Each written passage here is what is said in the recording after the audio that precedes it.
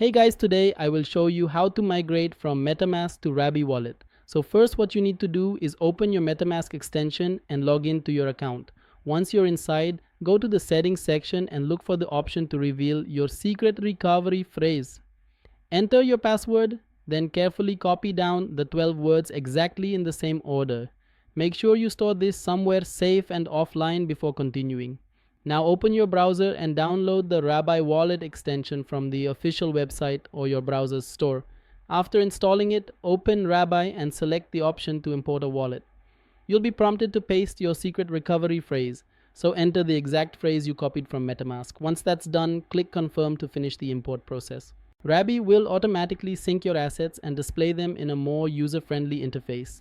It also provides built-in security checks such as warning you about risky contracts or unsafe transactions before you approve them.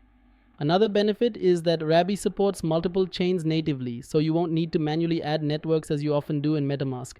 After completing the import, check your balances and confirm that everything is showing correctly. You can now use Rabby Wallet with all your dApps just like before, but with improved security features and a smoother overall experience. Thanks for watching.